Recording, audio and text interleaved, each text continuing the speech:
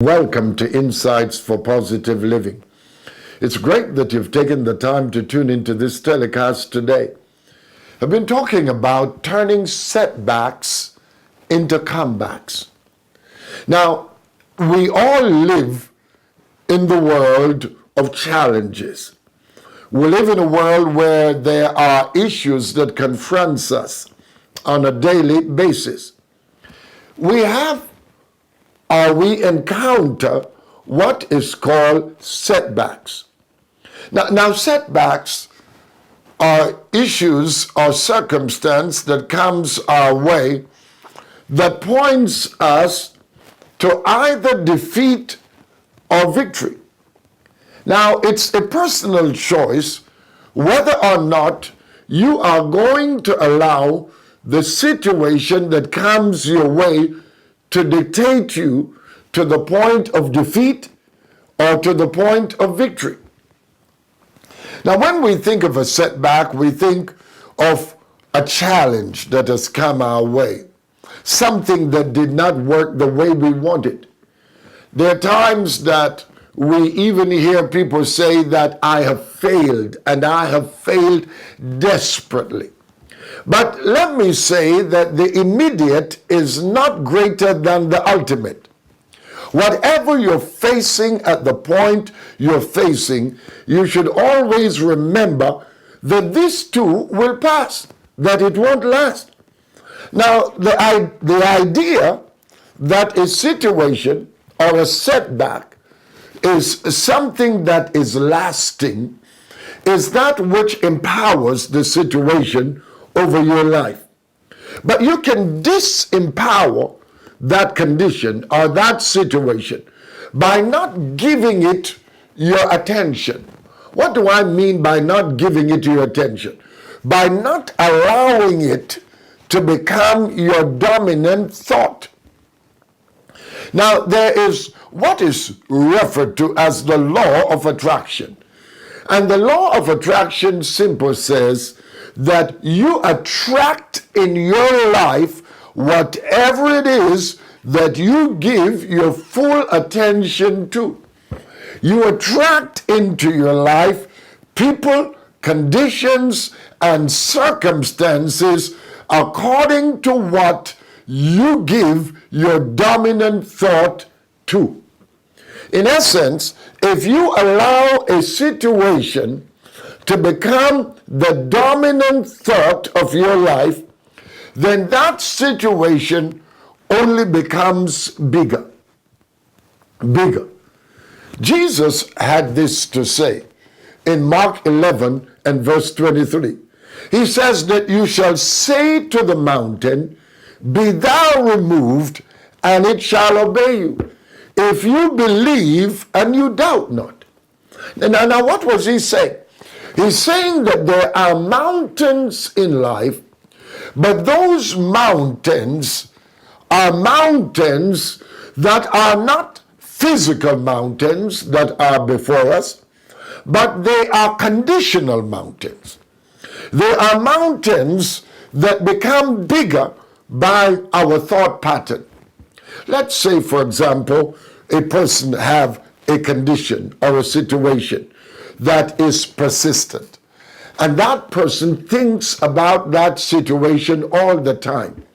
That situation only grows within the mind by the power of imagination. Now you see, our imagination is powerful. Einstein says that imagination rules the world.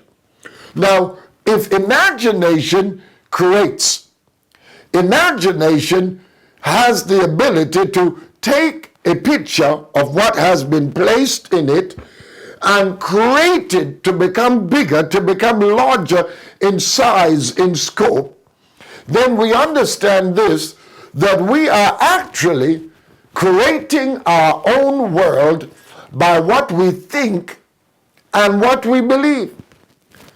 Jesus says, according to your faith, be it done unto you.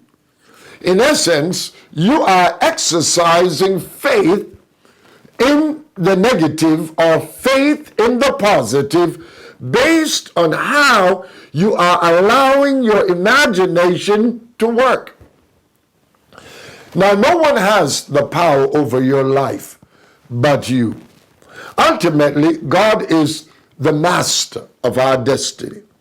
But he has already placed within us the ability to take the worst and turn it into the best. And that is by the force of what is called belief. Now ask yourself the question, what am I believing? What am I believing? You see, the law of belief creates an alignment in your life. An alignment towards the positive or an alignment towards the negative. They can be balanced within the spectrum of good or imbalance within the spectrum of the negative. If there is the right thought, the right belief, then there will be the right action. If there is the wrong thought, the wrong belief, then there will be the wrong action. Now, every action carries a reaction. Now, let's say, for example, a person is faced with a situation. That person may choose to take it in good stride. That person may choose to take it from the standpoint that this thing has come for a purpose. There is something in it for me to learn. I will overcome it. I will master it. But another person may take it negatively. And that person may say, I will be defeated by this situation. I will cave in. There is no way I will get out of it. And that person may even choose to become discouraged. He may choose to become despondent.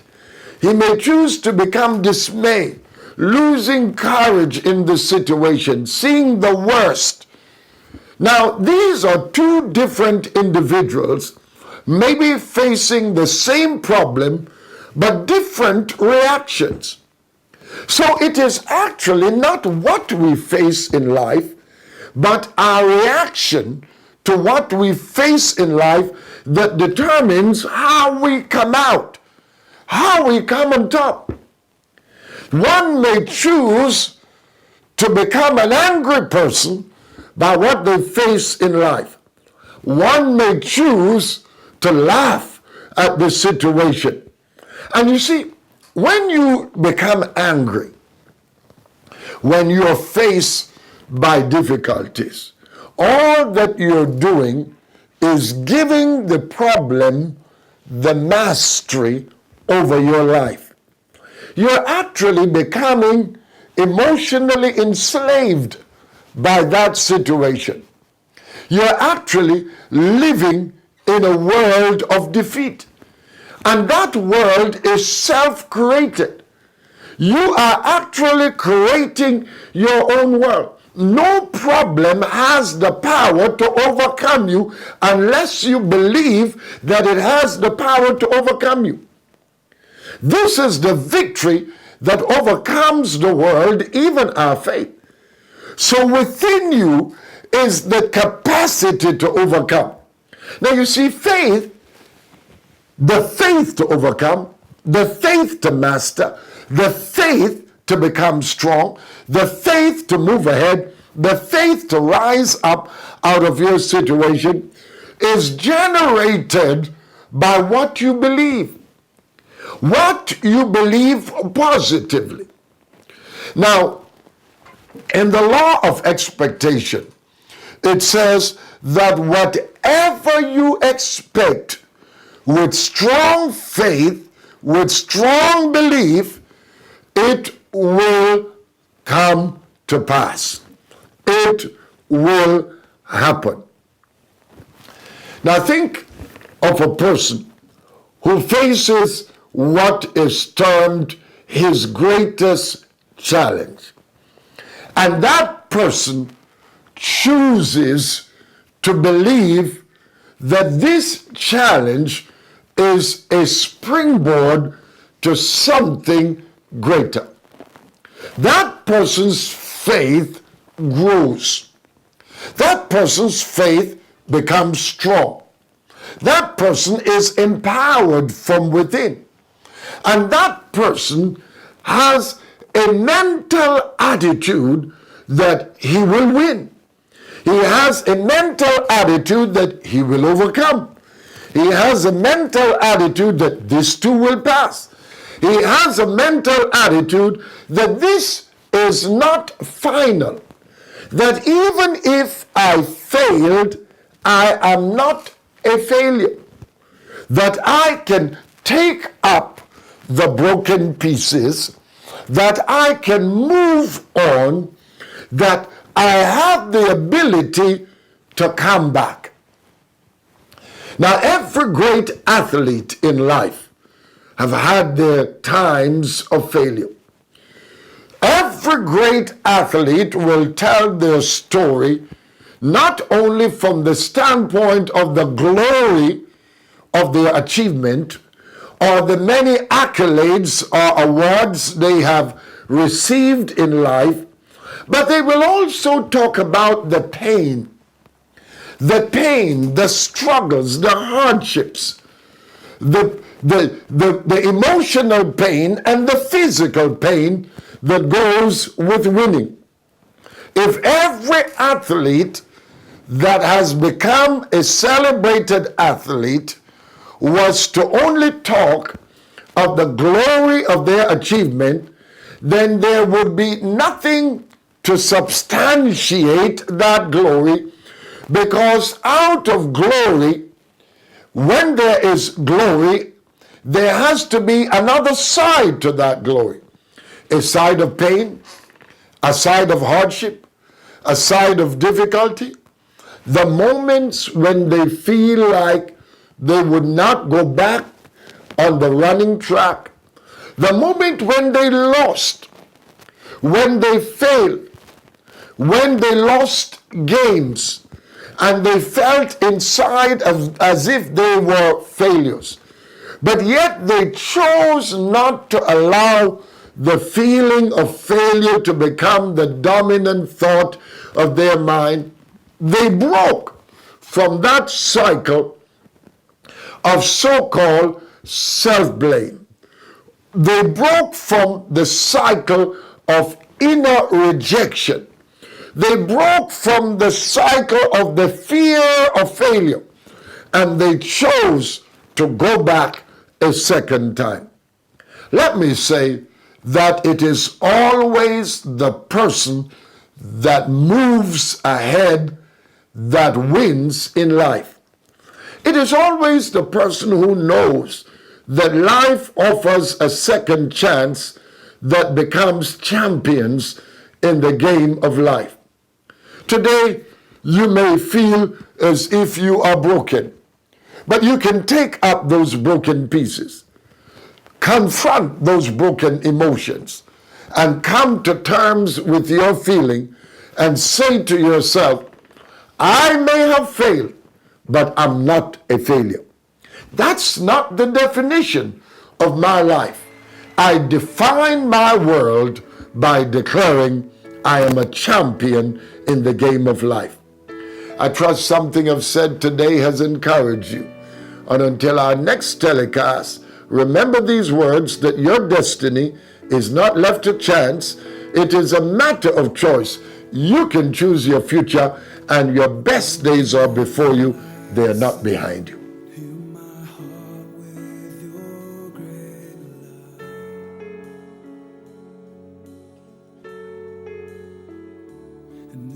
Natural